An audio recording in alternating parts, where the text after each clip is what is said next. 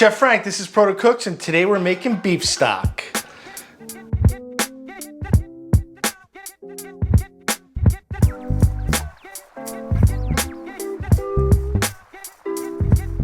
The first thing I want to talk about is the difference between a beef stock and a beef broth. A beef broth is usually meat that's cooked in liquid, and you eat it, right? You're gonna eat the broth with the meat at the end of the cooking process. A beef stock is usually bones cooked with liquid or water that is used as an ingredient in other recipes. You're never gonna eat stock by itself. Broth you'll eat by itself as kind of restorative or a soup, whereas stock is an ingredient in other items. Making stock is a foundational skill that we all learn in culinary school.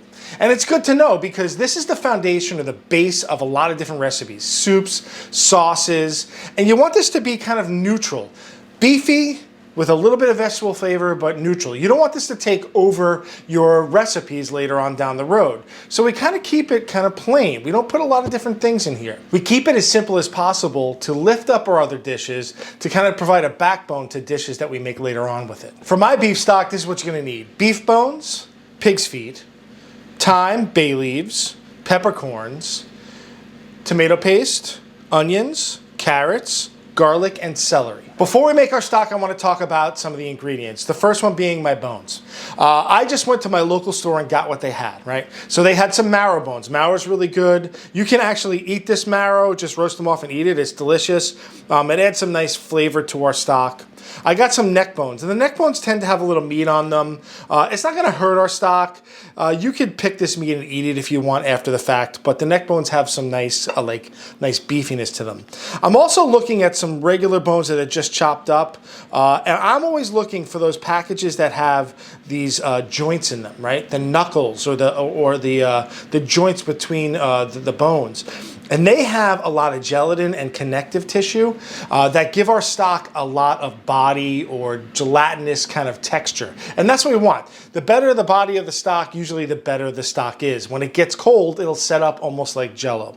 So if you see a lot of rib bones and stuff like that, don't pick that package, pick another package. Make sure there's some joints and knuckles in there. Another ingredient I use is pig's feet. Now, pig's feet have a ton of gelatin in them, a ton of connective tissue, and it's just kind of like an old French thing that used to give your stock a little more gelatin. Nowadays, you want to be careful with pig's feet because a lot of people don't eat pork, but I'm going to use them in my stock, and they're going to give my stock a little more body.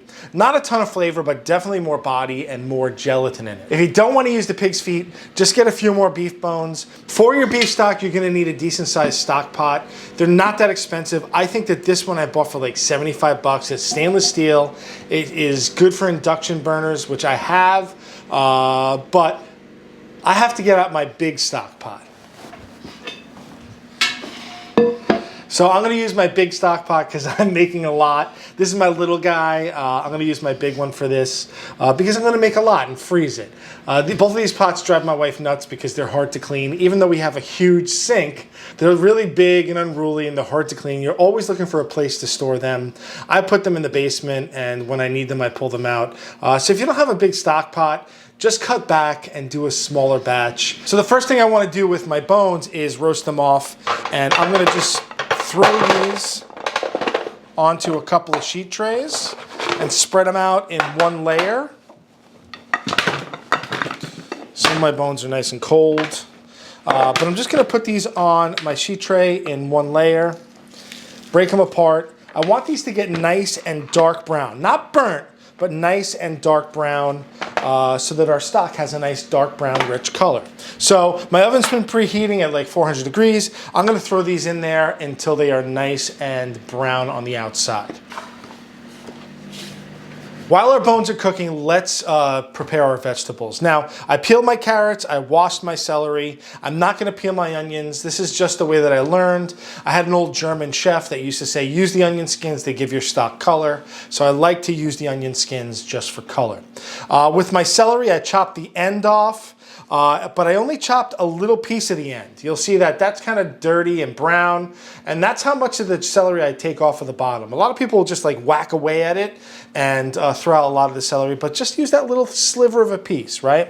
When we cut veggies for stock, right, you want to make sure that you cut them fairly large, right? The stock's going to cook for a long time, so I like to cut my veggie into large pieces, right? Some chefs would say don't use celery leaves because it makes your stock bitter. I don't really have a problem with that, right? Carrots, again, cut them fairly large. You don't want them to be really small because then they kind of disintegrate and fall apart and make your stock cloudy. Also, you'll extract the flavor way too fast and you'll taste like a veg stock, right? You want this to taste like beef, not vegetables. So cut the veggies fairly big. Right, there's my carrots.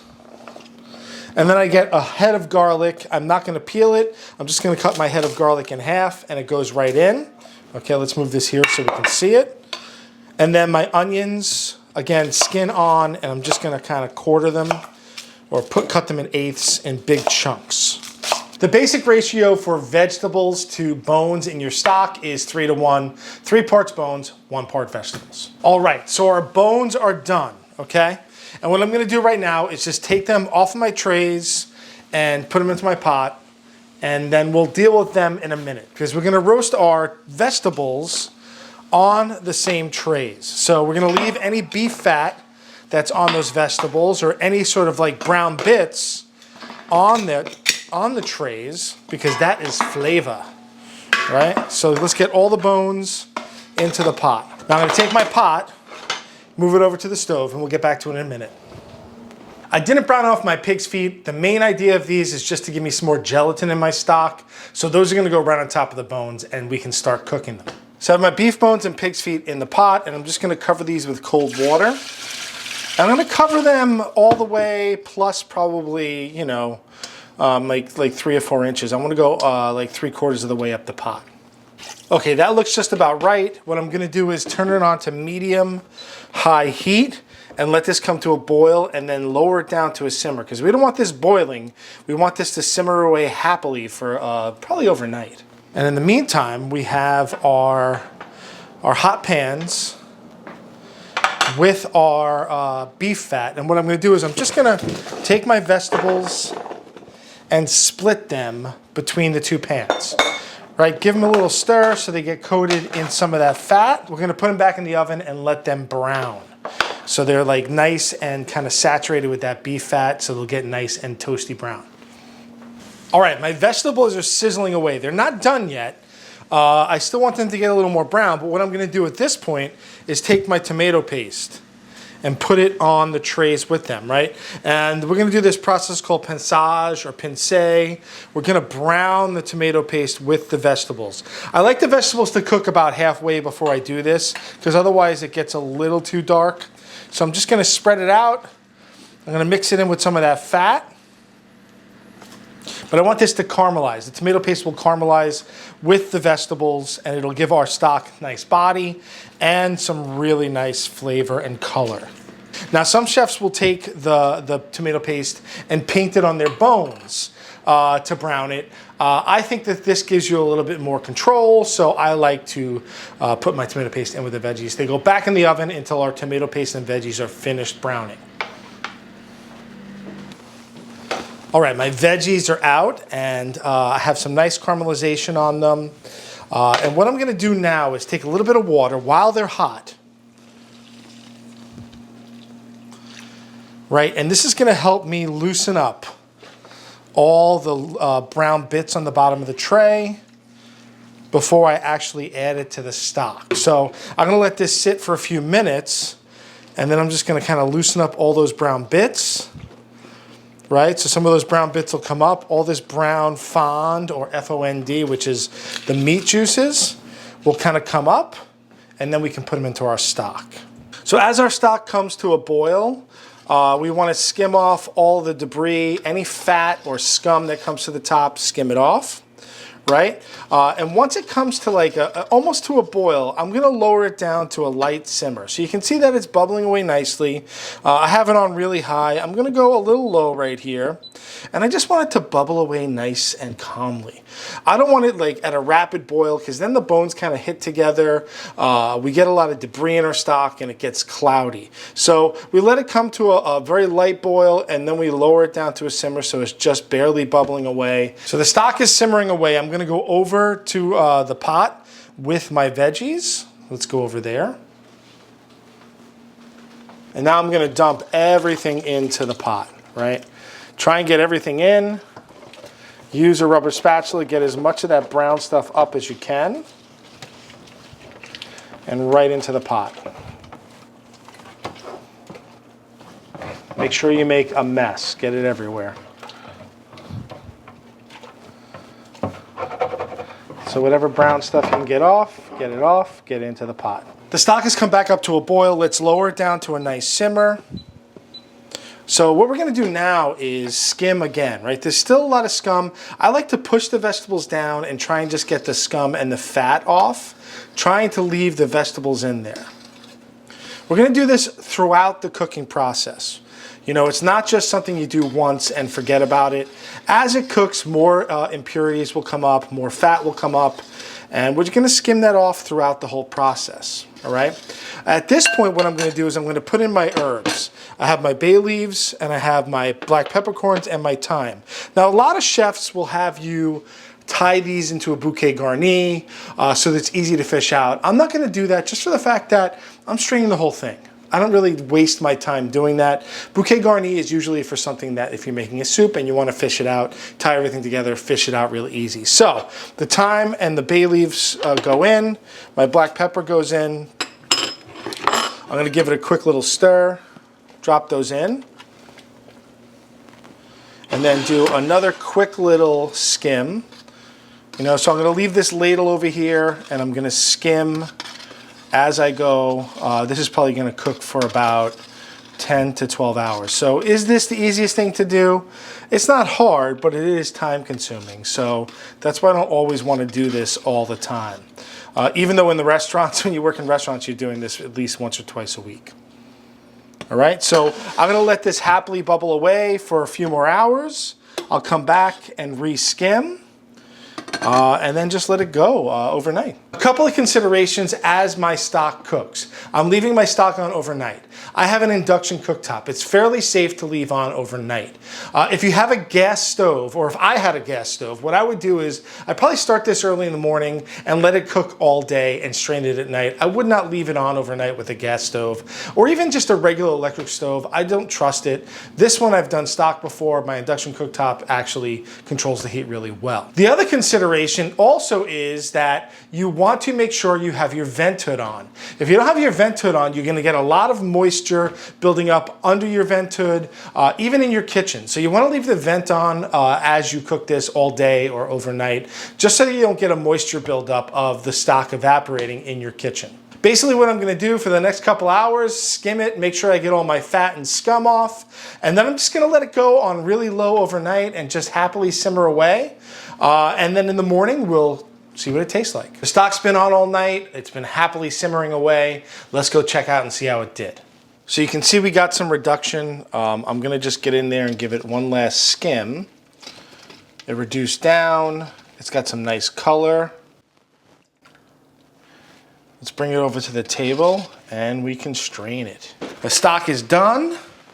Smells good. Let's give it like a preliminary taste, because usually when you make stocks, that's what you want to gauge it on. You don't want to gauge it on the color so much. You want to make sure that it tastes pretty good. Let's see. It's good. Tastes like beef stock. We can move on. So it's time to strain. I'm going to strain into a larger stainless steel pot. This makes it easier to cool because I want to chill this down. I'm going to put it in an ice bath and get it cold fast, right? I'm using a fine mesh chinois. If you don't have a chinois, that's fine. Just use a fine mesh strainer. But if you don't have a large pot, use whatever you have that will fit the stock, all right? And this is how I do it. Instead of kind of like trying to dump it because it's super heavy, I get a small pot. I'm going to take the small pot and I'm gonna pour it in, right? And once it gets down fairly low, then I'll just kind of dump it in. But for the most part, I'm gonna use a small pot. You can use a measuring cup if you want to do this, but you don't wanna lift this and hurt yourself, okay? One thing I'm also gonna be very concerned about is that I don't stir this up and break up the bones. I'm gonna kind of like put my pot in, let the stock flow in, and I'm not gonna stir it up. I'm gonna try not to break anything up. Right, I just want to basically take all the stuff without mixing it up or breaking up the bones. This will make my stock stay nice and clear. I don't want it to be, you know, cloudy and have lots of things floating around in it, right? So we just scoop and go. Color is beautiful. It smells great. So I'm going to keep going until I get to the bottom, where all the bones are kind of hanging out. I'm not gonna let that go to waste. And the thing you can do here with this China cap or the chinois is you just tap it. If you tap it, you see I don't have to push down on this stuff, right? If you push down on this stuff, you're gonna get some cloudiness. But if you just give it a tap, the stock kind of just flows out. See? At this point, all the stuff that's in the bottom of the pot here has given up its flavor and given up everything for this stock. So a lot of people say, well, that's an incredible waste of vegetables and bones. But for the most part, if you did the stock right, all the flavor from those bones is in your stock. Okay, let me get rid of this pot and then I can dump now. So the pot doesn't go down to the bottom anymore. Now I can rest the big pot on the small pot and just dump the rest out. Be careful, everything's hot. Try not to hurt yourself. But I want to try and get as much liquid out as possible. Right? I can take this, give it a tap. The stock is strained. It's time to taste. All right, it's time to taste. I'm going to just give it a little stir to get the fat to move away and get a nice little taste of the stock. I like the color. The color looks good, but let's give it a taste. Yeah, it's properly meaty.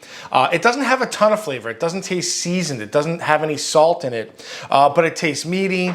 It's nice kind of roasty flavors without being overpowering. It doesn't taste too much of vegetables. And this is a great ingredient for a lot of different things. I like to make pomme boulangère, which is potatoes with veal stock. Absolutely delicious. I use it for the base of soups and sauces. You can reduce this down and make a sauce out of it.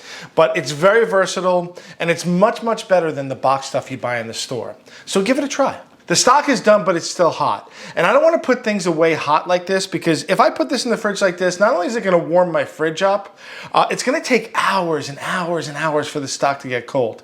So what I like to do is bring this over to my sink, put some water in up to the level of the stock, and then dump some ice in and get this cold. It's really important to get things cold before you put them away to keep your food safe, right? We have something called the danger zone, which is usually 40 degrees to 140 degrees, that if your food sits there too long, that's where bacteria grows. Bacteria likes to grow at those temperatures.